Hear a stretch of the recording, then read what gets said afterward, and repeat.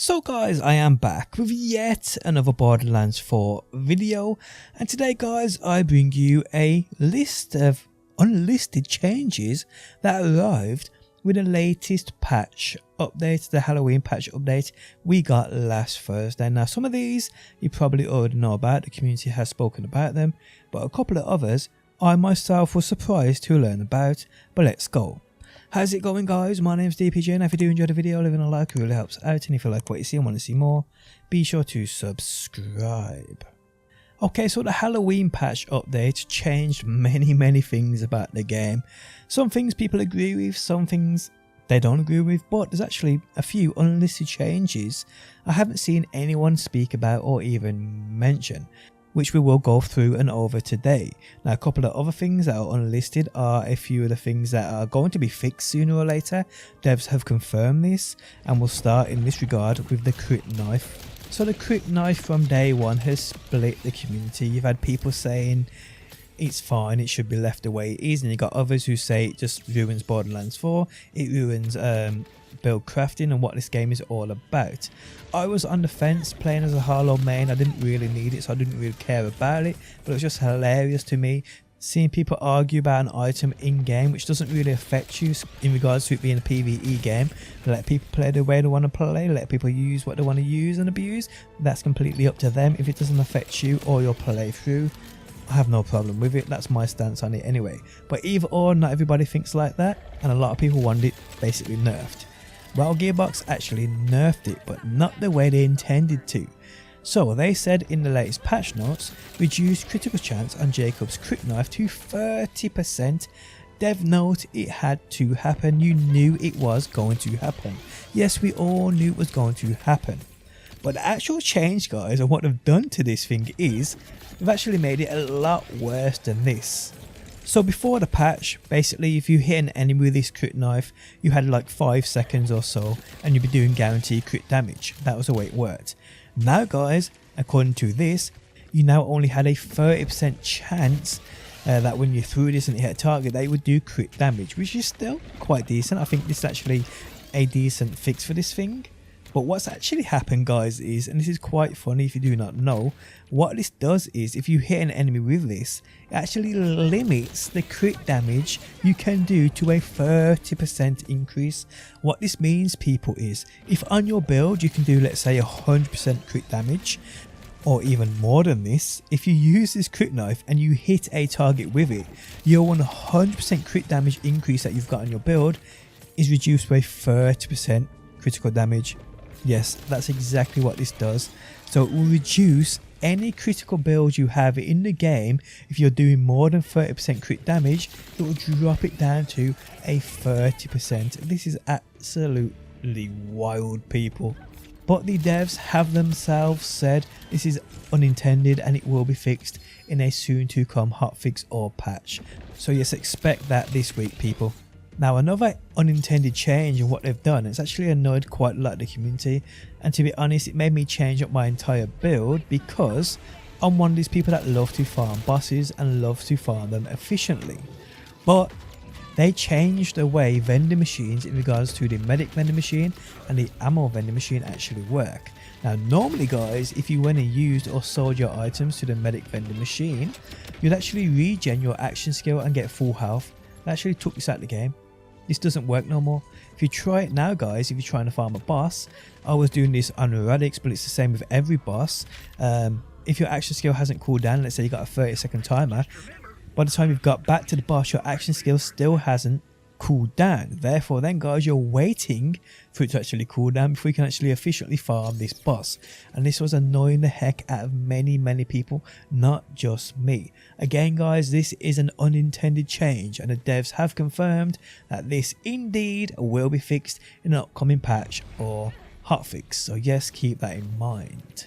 Okay, so moving on from the unintended changes that they actually applied to the game after this patch, there's actually a couple of decent things they've done.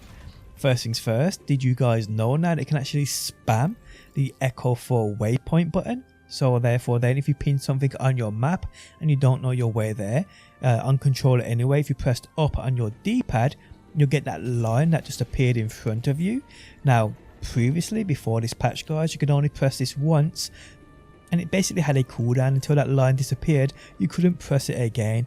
Now guys, if you're driving along on your hover bike, you can spam that button, therefore then making the line reappear, so you know exactly which way you actually got to go now, you're actually just waiting around for the line to reappear or for your Echo 4 to cool down, which is a great change in my opinion.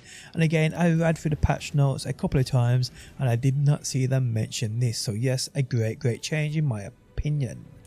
Another great addition they've done, which they kind of alluded to, as you're seeing on screen now, various fast travel stations have been adjusted to unlock when they're intended to, including concerns seen in Ultimate Vault Hunter mode. What this basically means guys is, well, I'm not sure if that's what they mean here, but either or, if you start a new character upon completing the campaign, obviously if you're starting at Ultimate Vault Hunter mode, it'll be at a level 30. Normally though guys, the map will be completely empty. Now guys, there is various fast travel points located and pinned around the map, making progress for you on your new character much easier. So yes, a great change there. They also made many changes to the lost loot system, which is great. One thing they didn't actually announce though was the fact that now you can sell all within the lost loot machine, which is a great change too. Instead of going one by one and trying to sell everything, you can just sell all, which is pretty cool. Another thing they alluded to but didn't actually confirm what it was, they stated added drops to a certain boss that was not dropping loot, and this is actually Arjay. Now Arjay, as you're seeing located right here on the map, people, can actually now drop. It actually has 3 legendaries in his loot pool, and they are AC May, the Fish Eye and the Guardian Angel Shield. So yes, if you need any of these or want any of these, you now have a bot you can actually come to farm them, which is pretty cool. Now another thing people actually discovered, which is obviously unintended, I don't think it's due to this patch, but it will be fixed sooner or later, and that is the Skully grenade, which is a part of this Halloween event. What they figured out is guys, a low level one like a level 9 Skully grenade will do the exact same damage when the grenade is thrown and it's shooting enemies out of its gob as a level 50 version. Whether this is intended or not, I'm pretty sure it ain't, because the Skully grenade in my opinion is probably the worst grenade in the entire game, and this game guys has got some pretty bad grenades in it, so for this to take that crown, you know it's pretty bad. But yes, I definitely don't think it's intended, and I do think a change will indeed arrive sooner or later for this new grenade. Okay, so another change they didn't actually mention was guys, is the co-op Splashzone farming exploit. Now you've got to have seen this absolute, well, it was the absolute fastest way to indeed farm Splashzone. One person stands by the Moxie's Big Encore machine, spamming that reset button, and the other person goes up top, jumps on the spot and takes out Splashzone in an absolute instant. And you can do this over and over. You've seen this on screen now. This was pre-patch. You can't actually do this now.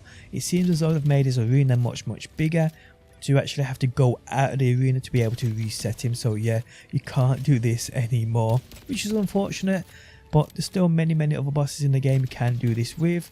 And if you do not know, I'll link a video in the video description where there's like 15 or 20 bosses you can actually do this with. So yeah, check that out if this is something you're interested in.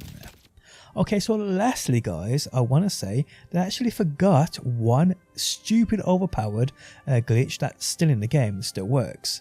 In the actual latest patch notes, they said this Vladof flamethrower underbarrel no longer deals infinite damage or bypasses bio armor. I actually thought, and I actually tested this, I must have done it wrong.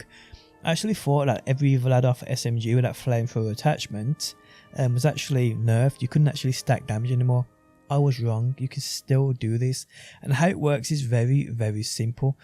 All you need guys is a bullet holes Vladof enhancement.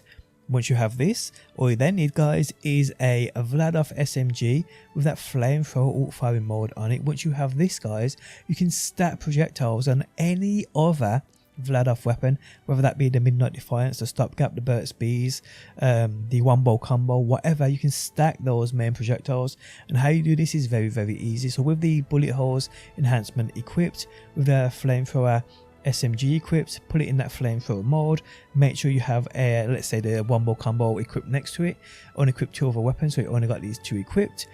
Then guys, with that SMG in that flamethrower mode, press and hold down that trigger, then just switch to the one bow combo, shoot one projectile, switch back to the flamethrower SMG, shoot so you see that flame, switch back to the one bow combo, make sure you shoot, make sure you see a projectile, switch back to the flamethrower, and keep doing this over and over guys. This will stack those projectiles on that weapon. Doesn't matter what it is, as long as it's a Vladof weapon, this will work.